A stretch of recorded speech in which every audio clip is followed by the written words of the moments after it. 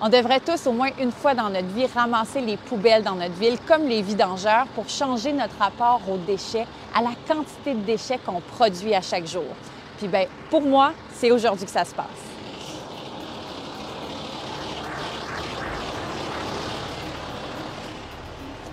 Oh, ben, bienvenue dans le Yes!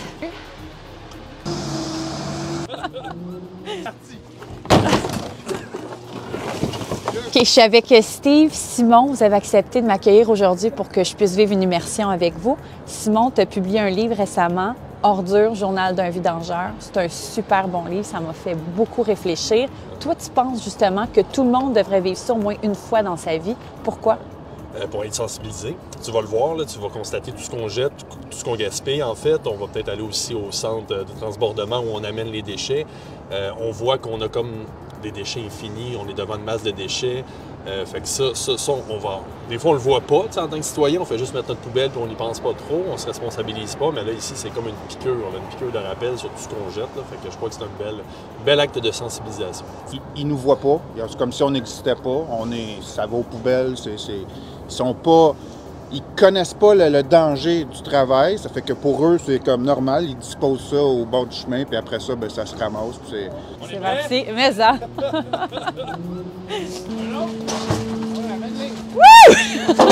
Wow, ça lève plus lourd!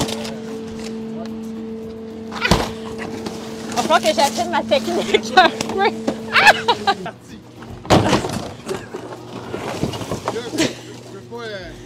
T'as pas mal au corps, t'es pas blessé dans le dos, t'es blessé de partout, c'est sûr. Moi, mes amis ont d'autres problèmes de sédentaire, moi j'ai des problèmes de gens trop actifs. Bien, c'est sûr que tu dois avoir un pas pire cardio, en tout cas. Ouais. Ouh! Un petit peu de jus de poubelle en passant. Il y a des clous là-dessus, là. Ouais, bien sûr, ça c'est normal. Mais tu le prends quand même. Tu le pognes vite, là. Tu peux te blesser. Oh mon Dieu, c'est une toilette, ça. Ah, c'est juste du recyclage. Ben voyons donc, mais c'est que du recyclage. Il a mis ça dans son bac à poubelle. C'est des poubelles. C'est l'inverse. Ah, j'ai plus de place dans mon bac. Là, tu peux pas commencer à trier ça pour lui, là, mais... C'est tout dans le bac à ordures, c'est tout des affaires. C'est du recyclage. Il y a tout ce bois-là à ramasser. Ça devrait aller où, normalement, du bois de même? Éco-centre. Éco-centre. Une collecte de CRD.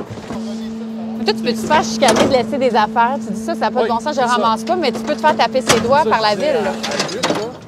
C'est sur le plateau Mont-Royal, il y avait une indication. Quelqu'un qui dit qu'il faut que la ville soit clean. Parce qu'il y a des touristes qui viennent le samedi dimanche, fait qu'il y a un ordre de quelqu'un qu'on remet. Est-ce que ça devrait pas se ramasser dans les poubelles. Il y a le frion, c'est polluant, les autres vont pas le ramasser. Matériaux de construction, des barres avec des clous.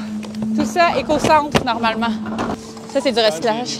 Des beaux spots, là. Et ouais. En plus, ils sont probablement fonctionnels. Ouais. Si tu avais un bel éco-centre, tu donnes ça, c'est super cool. Ouais. Là, hop! Ça, c'est ce qu'il y a de plus dangereux pour se couper. Aïe, aïe, c'est de la céramique, ça? Oui. C'est ça, sois vigilant. Regarde. C'est juste du compost. Ah, j'en doute pas. Ah, t'as pas le choix.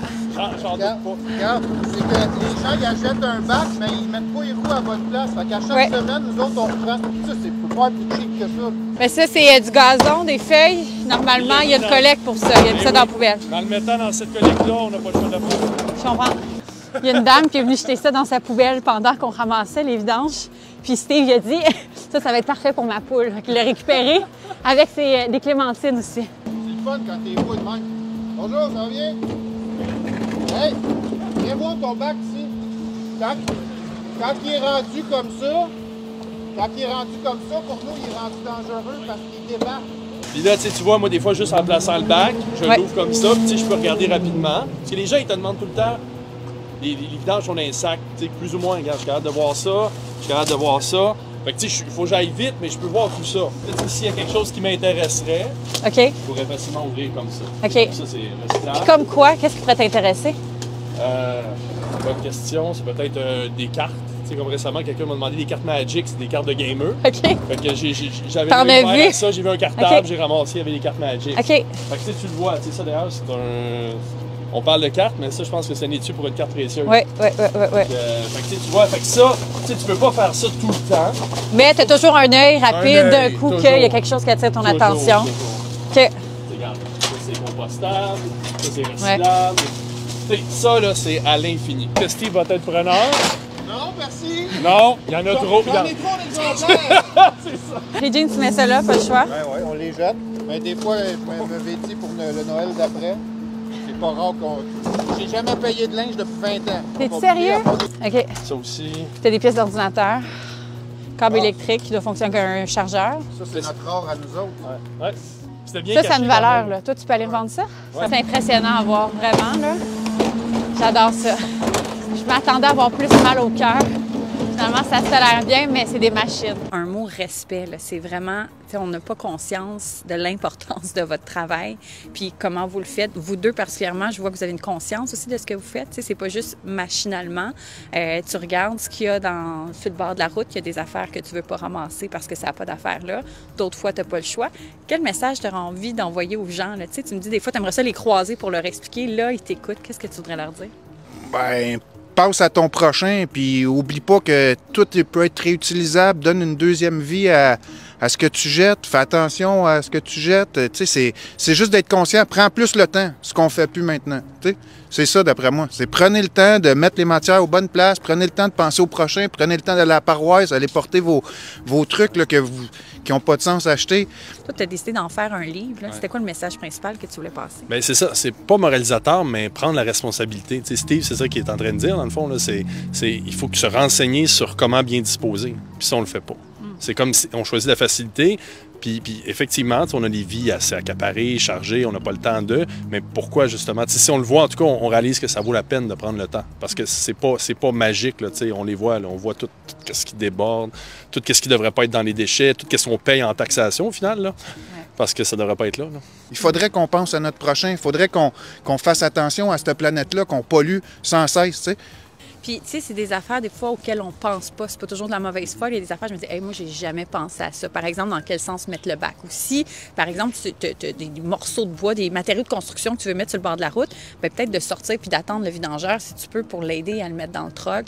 Ou donner un tip, par exemple, ce genre de petites attentions-là qui fait une différence puis qui démontre une considération pour le travail que vous faites aussi. Là. On est pris dans notre système où on est pris des entreprises privées qui, comme tu dis, dans le fond, sont un peu sur la rentabilité, il faut que ça disparaisse. Mais si on les voyait comme des partenaires, puis les villes travaillaient avec les différentes entreprises pour dire, OK, cherchez-vous des employés qui sont prêts à faire cette sensibilisation-là, on aurait peut-être un vecteur de changement. Tu sais, on aurait une possibilité qui s'ouvrirait. Là. En tout cas, moi, je pense qu'on devrait aussi offrir la possibilité aux gens de l'essayer. C'est pas tentant à première vue. Quand je t'ai appelé, au début, je voulais venir comme observatrice, tu m'as proposé de vivre l'expérience au complet. Je suis vraiment contente d'avoir accepté, puis je le conseille à tout le monde.